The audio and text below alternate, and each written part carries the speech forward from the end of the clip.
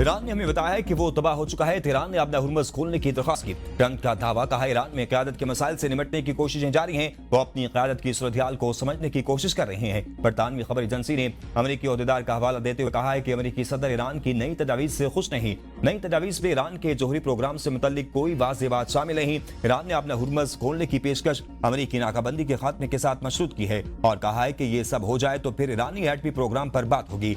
CNN ने दावा किया है कि ईरान आइंदा चंद दिन में जंग के खात्मे के लिए नई तजावीज़ पेश करेगा। ईरानी वज़ीर ख़ारजा तेहरान आमद पर नई तजावीज़ पर क़यादत से मुशावरत करेंगे। अमरीका और ईरान दूर नजर आ रहे हैं मगर पस मंजर में भरपूर सिफारतकारी चल रही है।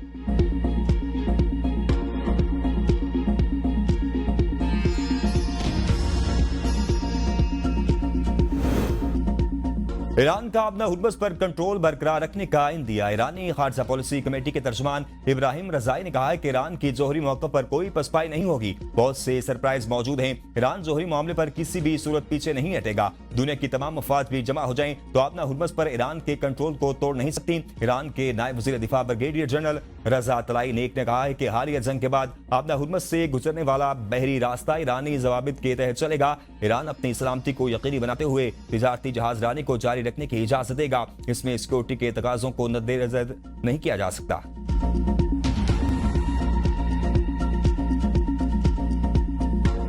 जुडिशियल कमीशन में बड़ा फैसला। इस्लामाबाद हाई कोर्ट के 3 जजेस के तबादले 2 के रोक दिए गए। चीफ जस्टिस पाकिस्तान याह्या अफरीदी की ज़ेर-ए-सदारत इजलास में जस्टिस मोहसिन अख्तर कियानी की लाहौर हाई कोर्ट, जस्टिस समन रिफ़त इम्तियाज सिंध और जस्टिस बाबर सत्तार की पेशावर हाई कोर्ट तबादले की मंजूरी दी गई। ट्रांसफर अक्सरियत राय की बुनियाद पर की गई। ज़राए के मुताबिक कमीशन के 9 अरकान ने जस्टिस मोहसिन अख्तर कियानी के तबादले के हक में वोट दिया। जस्टिस अरबाब मोहम्मद ताहिर और जस्टिस खादिम हुसैन शुमरो के तबादलों की सिफारिश वापस। इजलास के इलामे में कहा गया है कमीशन मेंबरान ने जजों के खाली होने वाले ओहदों पर ट्रांसफर के जरिए ही जज तैनात करने का फैसला किया। ट्रांसफर होने वाले जजेस के खाली ओहदों पर आर्जी तैनातियां नहीं की जाएंगी। Chief justice of Pakistan Yahya Afridi ने ट्रांसफर जजेस से मुतल्लिक इजलास बुलाने की मुखालफत की थी। इस्लामाबाद हाई कोर्ट के चीफ जस्टिस सरफराज टोकर की जानिब से 5 मेंबरान की रेजोल्यूशन पर इजलास बुलाया गया। इससे पहले जजेस ट्रांसफर के मामले पर जस्टिस बाबर सत्तार ने चीफ जस्टिस ऑफ पाकिस्तान को खत लिखकर इन्हें जाती तौर पर सुनने की सदा की थी। कहा आर्टिकल 200 के तहत ट्रांसफर मामले से पहले कमीशन इजलास में मुझे सुना चाहे।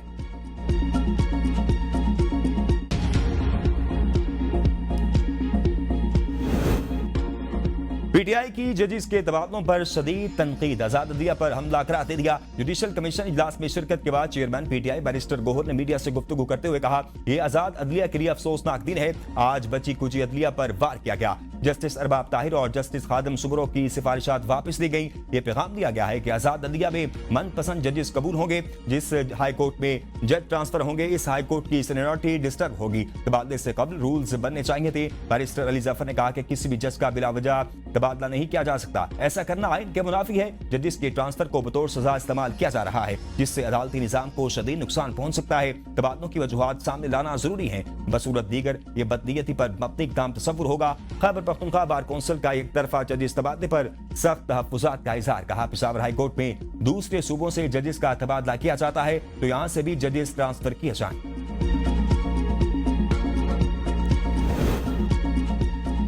इस्लामाबाद हाई कोर्ट के जजेस का दीगर सूबों में तबादलों का मुतालबा दरीना है। मुखालिफिन को तनकीद की बजाय सिस्टम की बेहतरी पर तवज्जो देनी चाहिए। रहनुमा मुस्लिम इग्नून इख्तियार वली की ABN न्यूज के प्रोग्राम कज्जिया में गुफ्तगू। कहा अदलिया में भी रोटेशन पॉलिसी के तहत जजों के दीगर हाई कोर्ट से तबादले होने चाहिए। इस्लामाबाद हाई कोर्ट में जजों का तवील क़याम दीगर सूबाई अदालतों के बरक्स है। ट्रांसफर पॉलिसी में इम्तियाजी सलूक का खात्मा अदालती निज़ाम के लिए खुशाइंद है। नई कानूनी इक़दाम से जुडिशरी में जजों के तबादलों से मुतल्लिक खुद मुख्तार निज़ाम बनेगा।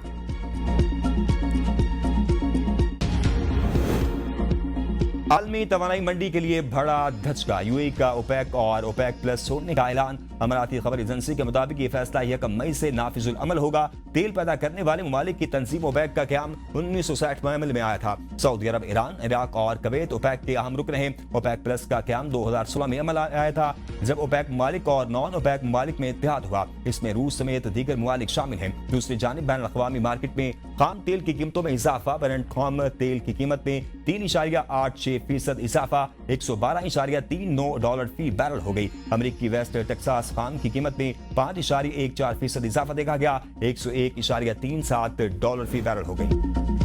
अमेरिका ने आबदा हुर्मुज़ खोलने की ईरानी शर्त मुस्तरद कर दी। अमेरिकी वज़ीर ख़ारजा मार्को रूबियो ने आबदा हुर्मुज़ की बंदिश इकोनॉमिक न्यूक्लियर हथियार के मुतरादिफ करार दे दी। कहा, अमेरिका ईरान को किसी फेस वसूली की इजाजत नहीं देगा। ईरान की क़यादत का नजरिया खतरनाक है और यही बात मुआहदे में रुकावट बन रही है। ईरान मौजूदा अंदरूनी मसाइल की वजह से वक्ती रिलीफ चाहता है। अगर मुआहदा न हुआ तो आइंदा लाएअमल का फैसला अमेरिकी सदर करेंगे। ईरान को किसी कीमत पर न्यूक्लियर हथियार नहीं बनाने देंगे। अमेरिकी वज़ीर खजाना ने कहा है कि खबरदार किया है कि ईरान में पेट्रोल की किल्लत होने वाली है। ईरानी समुद्रों की नाकाबंदी के बायस तेल पैदा करने वाली ईरानी सनतें बंद हो रही हैं। ईरान में बहुत जल्द तेल निकालने का अमल रुक जाएगा। पासदारान इंकलाब के जो रहनुमा बच गए हैं वो अब फंस चुके हैं।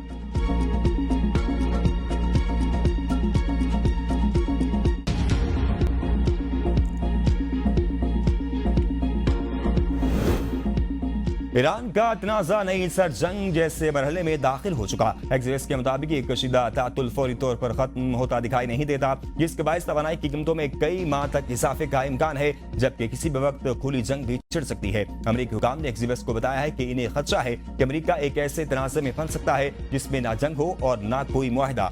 इस सूरत हाल में अमेरिका को अपने फौजी दस्ते मजीद कई माह तक खित्ते में रखना होंगे। आबदा हुर्मुज़ बंद रहेगी, अमेरिकी नाकाबंदी बरकरार रहेगी। दोनों फरीक एक दूसरे के पहले कदम या हमले का इंतजार करते रहेंगे। सदर ट्रंप के करीबी एक जरिए ने कहा है कि जमूद का शिकार तनाज़े ट्रंप के लिए सियासी और माशी तौर पर बदतरीन सूरत हाल है।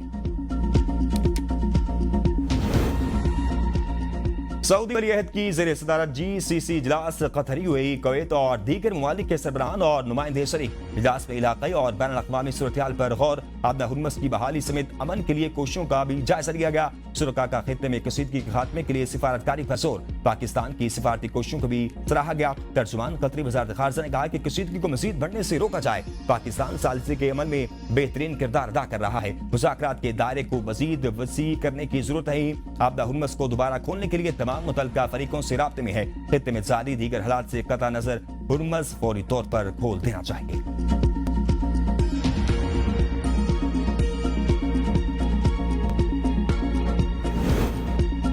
वज़ीर आज़म शहबाज शरीफ ने वफाकी काबीना का अहम इजलास आज तलब कर लिया। खित्ते की ताज़ा सूरत-ए-हाल पर गौर किया जाएगा। ईरान अमेरिका जंगबंदी मुज़ाकरात से मुताल्लिक पाकिस्तान की कोशिशों पर ब्रीफिंग का इम्कान, तवानाई और ईंधन की सप्लाई की सूरत-ए-हाल का जायजा भी लिया जाएगा। कौमी नमीयत के अहम फैसले मुतवक्के, मुल्क की माशी और सियासी सूरत-ए-हाल पर गौर किया जाएगा।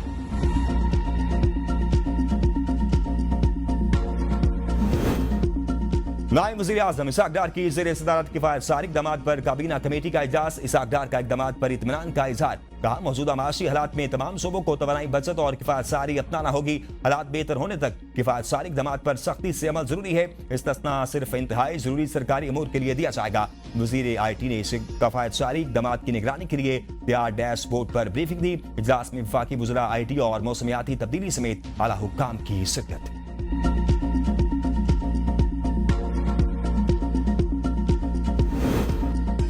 पार्टी में फैसला साजी के हवाले से कोई इख्तलाफ नहीं। PTI रहनुमा सलमान अकरम राजा की प्रोग्राम सवाल से आगे में गुफ्तगू। कहा, 2 तारीख को लाहौर में कोई भी जलसा नहीं है। हमारे जो भी प्रोग्राम होंगे सामने आ जाएंगे। पुलिस रोज सुहेल खान आफरीदी और महमूद खान अचकजई के दरमियान बहुत अच्छी मीटिंग हुई है। आइंदा कोई भी सियासी सरगर्मी होगी इसे अच्छे रब्त के साथ किया जाएगा। बानी PTI ने जिन लोगों को जिम्मेदारियां दी हैं इनकी इज्जत करना लाजमी है। अचकजई और अलामा राजा नासिर अब्बास की रहनुमाई में हम आगे बढ़ेंगे। बानी PTI ने मुझे जो जिम्मेदारी दी है ये जिम्मेदारी निभाता रहूंगा। बानी के हवाले से हुकूमती रिपोर्ट काबिल कबूल नहीं। आप एक शख्स को बार बार रात की तारीकी में अस्पताल लेकर जाएं और फिर वापस जेल की कोठरी में डाल दें। इसके खानदानों और मुआलजिन को बिल्कुल पता न हो। PSL पेशावर ज़ल्मी ने इस्लामाबाद यूनाइटेड को 70 रन से शिकस्त देकर फाइनल के लिए क्वालिफाई कर लिया। 222 रन के हदफ के ताक़ु में इस्लामाबाद की टीम 151 रन पर ढेर हो गई। 7 खिलाड़ी डबल फिगर्स में दाखिल न हो सके। हरवन हर्डोए की 3 विकेटें, पेशावर ज़ल्मी के बाबर आजम की उम्दा सेंचुरी, 103 रन की इनिंग्स में 4 छक्के शामिल। कौशल मेंडस 41, मोहम्मद हारिस ने 35 रन बनाए। पेशावर ज़ल्मी ने 5वीं मरतबा PSL फाइनल के लिए क्वालिफाई किया। ज़ल्मी सबसे ज्यादा मरतबा PSL फाइनल खेलने वाली टीम बन गई। इस्लामाबाद यूनाइटेड के बाद शिकस्त के बावजूद चांस बाकी, दूसरे क्वालिफायर की विनर टीम इस्लामाबाद से खेलेगी।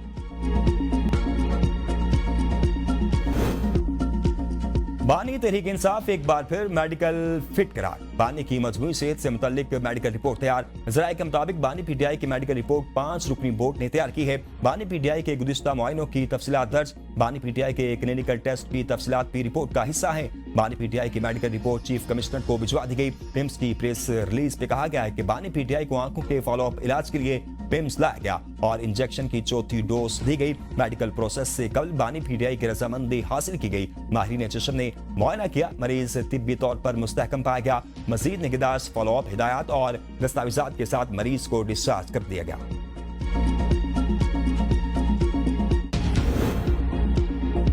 लोमई मुकदमात में पीटीआई रहनुमा एजाज चौधरी और मियां महमूद रशीद की सजा मुअत्तली की दरखास्तें मुस्तरद। अफजाल अजीम पाठ की सजा मुअत्तल। लाहौर हाई कोर्ट के 2 रुकनी बेंच ने सजा मुअत्तली की अपीलों पर फैसला सुनाया। एटीसी लाहौर ने एजाज चौधरी, महमूद रशीद और अफजाल अजीम पाठ को 10 साल कैद की सजा सुनाई थी।